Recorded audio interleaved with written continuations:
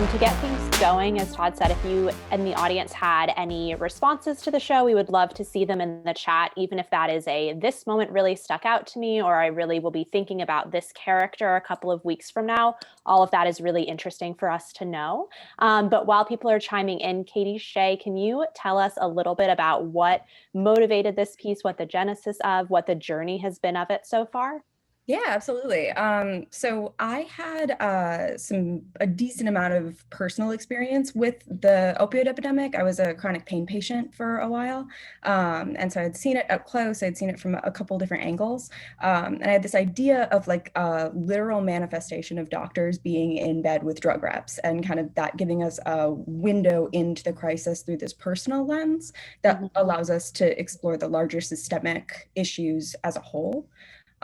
And we could see like all these different roles of a drug rep, a doctor, a patient's family member, and then somebody running that clinic and the pressures that are affecting each of them in this. And Todd, when you first read this show, what were some things that stuck out to you? I mean, I thought it was really exciting. There's a couple of people trying to tackle the opioid epidemic right now, but I thought that this was one of the more powerful versions of that I had seen. And it was really exciting that we could take this like very big idea and this very big problem and also make it very personal and have like really intense personal stakes for all of the characters involved. And I think Caity-Shea's dialogue just hops off the page. It's very natural and very lovely. Yeah. I'm curious if you could give the audience a little bit of insight into what things you were hoping to work on during this week. So we know that the script kind of went through a lot of changes. And so how have you seen your show develop as we've been working on it as a little group? Yeah, it's been amazing. This has been such a fantastic experience. I really wanted to deepen specifically the relationship with Marin and Nina and kind of pinpoint those moments of where do little moments of like corruption almost happen and how does everybody justify them in this situation. And just in general, try to give a little bit more context to Stevie as well and make sure that we aren't dismissing her outright or aren't trying to connect with one or the other, think anybody's stupid, because we want everybody to be trying really hard and us to understand where they're coming from. And this has been fantastic for working with really, really great actors. Todd and Meredith are exceptional with new work too, so we were able to drill into those questions really effectively. We have from Dina, who is wondering if you are considering making this available to legislators who deal with big pharma and the pushing of the opioids. Ooh. And I don't know how you would do that, but that is a very interesting idea. Take it, legislators. It's all yours. Yeah, theater for social change. Yeah, for real. And we have one from Daniel saying for Caity-Shea, why did you choose to stay away from Hannah's more personal story? And so we only saw her interactions with the medical world. Why was that a choice that you made for that character? Yeah, so that's actually incredibly intentional on my part. I kind of wanted Hannah to serve as a mirror for a lot of our preconceived notions about people who take opiates and people who are prescribed opiates, because we're seeing Hannah the way the doctors in the medical system see Hannah. And when we don't have the chance to fully know her personally, at the end, once we find out all this information and we sort of get a more human side of her, we realize what we were missing all along and we realize who fell through in that crack. One of the questions I had with the play too is who gets to get better in our healthcare system. And so we're kind of mirroring that with Stevie and Hannah and being able to see the parts that Hannah doesn't have an inside connection to do. She isn't able to climb lists. She doesn't have expert medical opinions right at the drop of a hat. She has to wait weeks to get in. Trying to get a sense of how someone would get lost in that system by having us lose parts of her through the play until that end. I'd love to share the results of our polling for the first poll. So I'm gonna pop that. It should pop up in the chat, I think. Excellent. So a lot of people felt they knew at least a little about opioids, but I also thought it was interesting and useful that about 83% felt they learned a little bit more at the very least. Some people felt they learned a lot more during this play. Great. Cool. And I want to launch one more Mhm. while we're here. We have a couple for y'all. So this one is a little bit about pharmaceutical marketing and how much you did or didn't know about that. And I'll turn it back over to Meredith. Sure. We have a couple of comments. Someone wanted to say congrats, that they thought it was a meaningful, clear-eyed writing and the actors really worked well. And then we have another person who commented and said that it was absolutely wonderful, provocative, and moving. The actors were awesome and the dialogue was very captivating. Being an emergency room physician, I too often encounter these humans and these tragedies and at times miracles. And so they wanted to thank you for the story. And then we have a question that just popped up from Anita.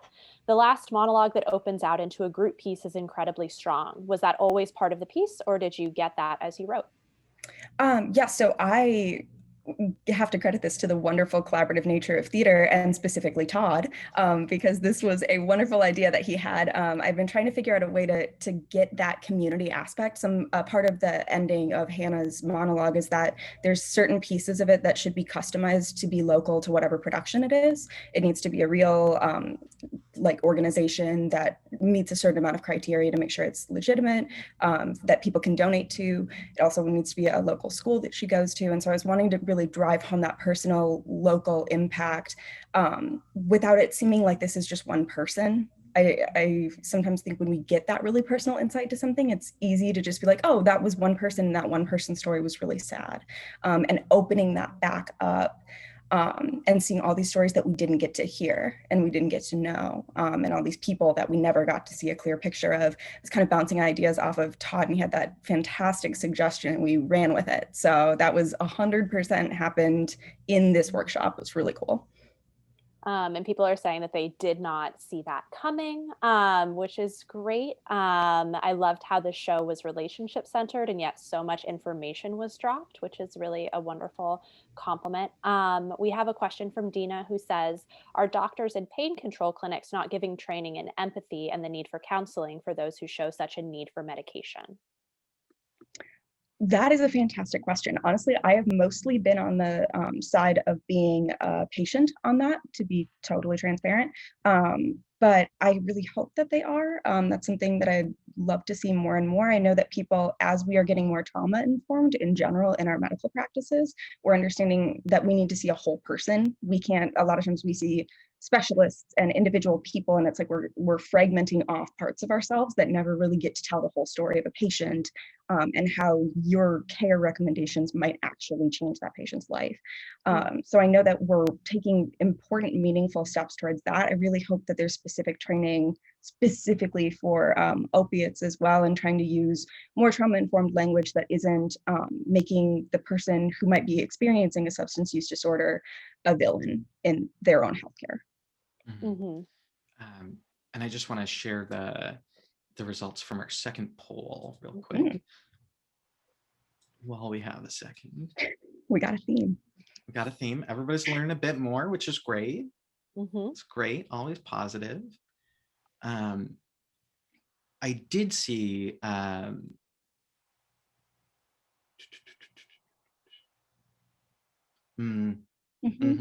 that's a fair a comment from Kate Kuhn. Feeling a little squicked out by giving a click to donate to a worthy organization right after we've seen some not great stuff about a pain management clinic in particular, which is totally a fair point. I know that, as Caity-Shea said earlier, it was important to have a place that was evidence-based and was trying to decrease people's reliance on opiates. And so that's part of why we looked into Crossroads. And I think if we were doing like a full production of this show, we would have like a much more nuanced discussion about this in the lobby afterwards, and that sort of thing. But trying to show that like not all pain management places are bad. And yeah. Cool. Yeah. I also saw something in the chat that is relevant for our next polling question. This one is anonymized, but it's kind of asking if you or anyone you know has been directly impacted by the opioid epidemic, if you feel comfortable sharing that. Again, this is anonymous, it's just numbers. If you feel comfortable sharing that, cool. If not, absolutely no worries. But it's just a useful touchstone to gauge how this is playing out to different people who might have a lot of information coming in versus might not have as much information coming in. And we do have another question from Anita while we are letting people respond to that poll. So she wonders, have you had medical professionals or drug reps respond to this play at all? She wonders if it would start a useful dialogue about how people interact when selling the product is so key. That's a great question. I have definitely heard from medical professionals. I don't know that I've heard from a drug rep who's admitted to me that they're a drug rep after the play, but I would love to. I really want to make sure that it's actually tackling the issue. I think there's a lot of easy ways to try to pose a solution or a condemnation of a really complex system. And I think if it was a super easy, like, oh, drug reps are evil and that's it, there's no lack of education on their part, there's no misunderstandings, or there's no economic pressure for them to also be able to make an income. That would be a really short, easy play to write. And so I would love to hear more feedback from folks. Ideally, it would be great in more of like a fuller production situation when those happen again, to be able to maybe involve folks or get some subject matter experts into the room to help shape that during the process. Let's see. And with that last poll, we're at 45 yes, 55 no. So interesting and useful. And I think we had one pop up a little bit about the last monologue that the actors participated in. And that was something that we developed in this workshop, as Caity-Shea said. That came a lot from her spitballing with Todd, which was really exciting to see how that grew. We also have a question about I understand how the insidious addiction happens. Thanks for putting the issue in a specific context. And they wonder if you're working on another piece about amending this issue. So I would be really interested in trying to focus more on the solution aspect of that, especially considering like the current moment that we're in. I think anything that deals with the medical system has radically shifted in the last year, right? Our interactions with that. And I'm really curious to see what our numbers on opioids and opioid-related overdoses, things like that, are shifting after the COVID era, and also how our healthcare is shifting. I know that just the fact of needing to do telehealth visits actually had people listen a lot more because they couldn't just look at someone. So they needed to be able to like get a lot more information out of it. Obviously, there were huge downsides as well, but that's one thing that might have shifted care slightly. And I'm really curious to see how that might shift. We have Erica Carol Murphy, who says, welcome. Erica, in Rhode Island, overdoses have shot up because isolation has had so much of an impact during COVID with addiction. Kate also comments that the axe falls really heavily on Med Plus in this show, and what that kind of merger looks like for a small clinic then being kind of bought out by a more corporate medical entity.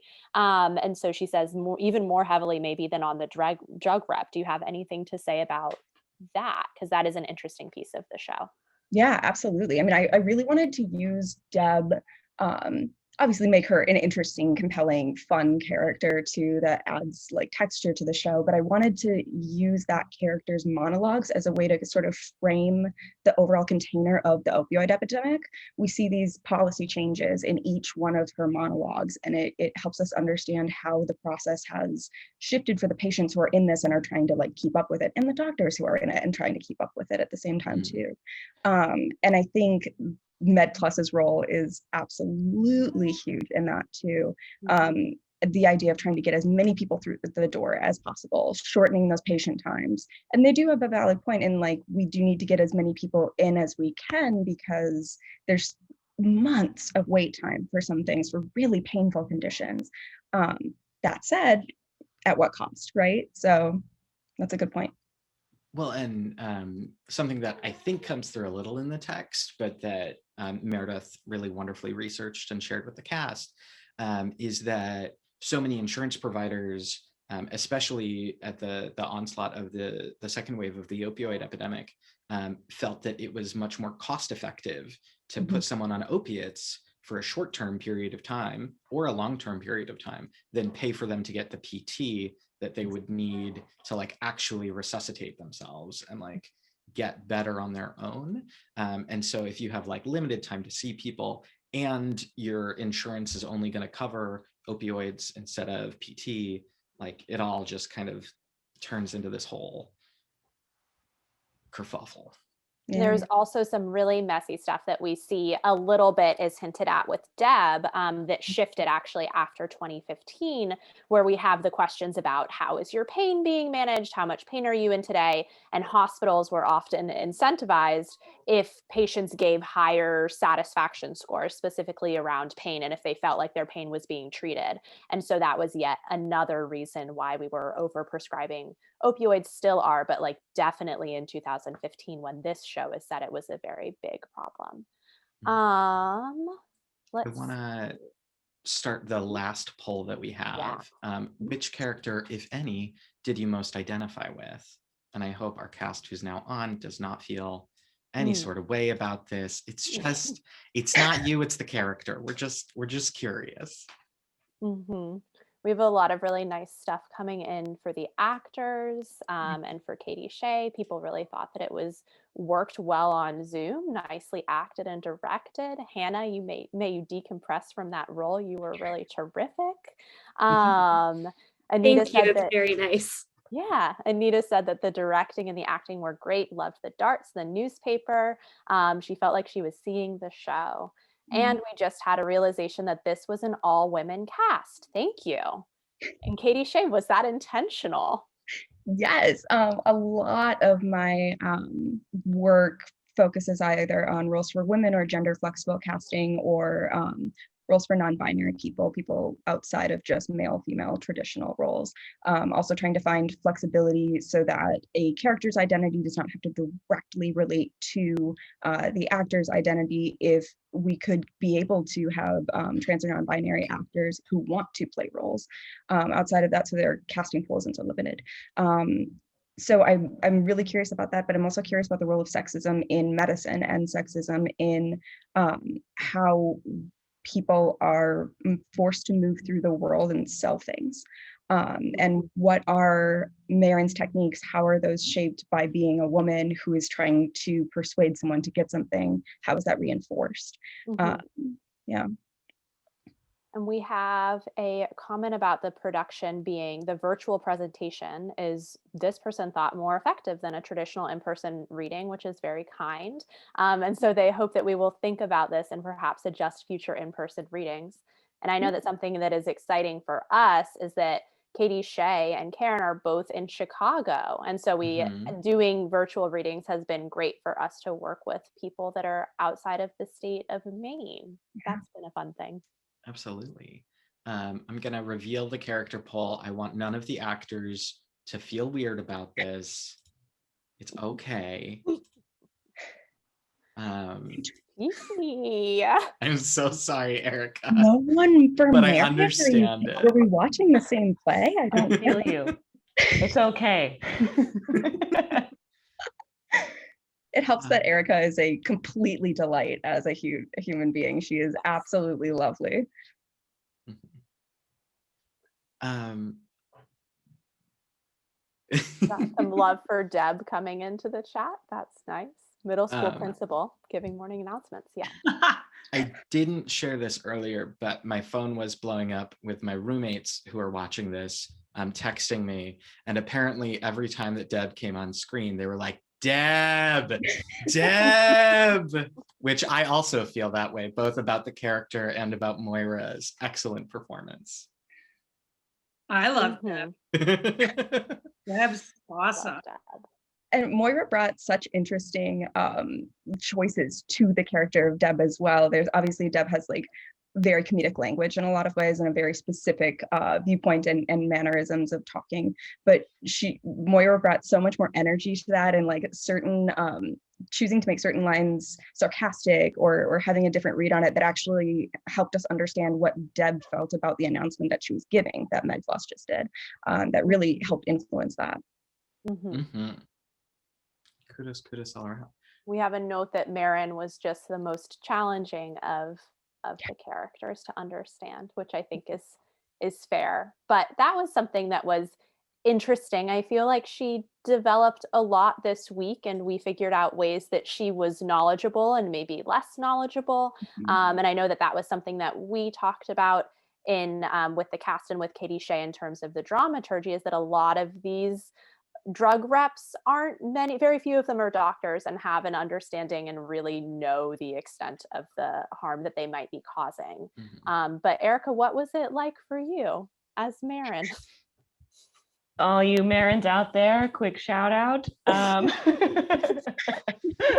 But what I really love about Caity-Shea's writing in this play too is how Marin has to wrestle with how is she taking care of herself? What is she doing to take care of the people in her life, and sort of navigating that line of doing things for herself and also like covering what she's done, and sort of also that idea of like how empowered is she in these moments? Like what is her journey? How is she discovering who she is, and does she discover?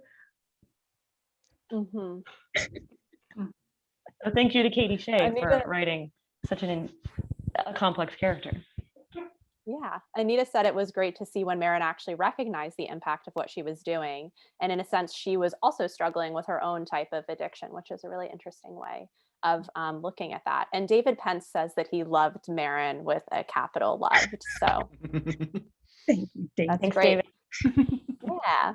And Lee says that they think that the poll result is a true compliment to the job that Erica did with the role of Marin. I have to say, in one of our first readings, I forgot to turn my mic off after one of my scenes. And in one of the Marin Stevie scenes, I was letting some choice curse words fly in my reaction to Marin. And I got a sweet little message from Todd saying, I think your mic's still hot.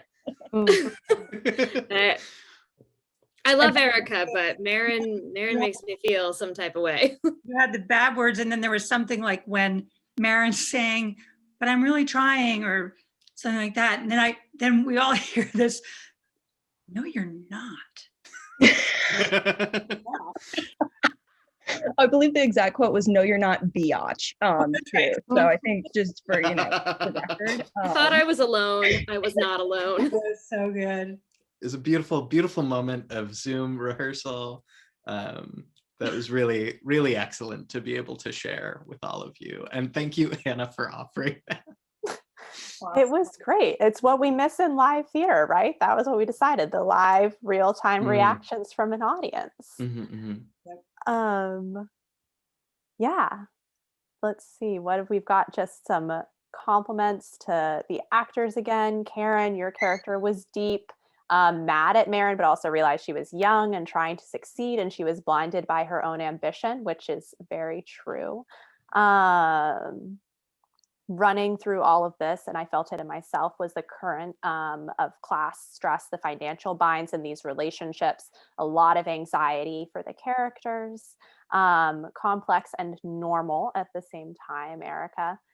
Someone says they look forward to seeing this on a real stage, and I really appreciated each of you, and of course the playwright from Dina. Absolutely. Thank you, Dina. I think that might be a lovely note to end this wonderful discussion on. But thank you all so much. Oh geez, there's stuff I gotta tell you. Okay, thank you all so much for joining us tonight. If you can give us one more digital round of applause for the actors and the playwright for tonight's reading. They really did a really incredible job.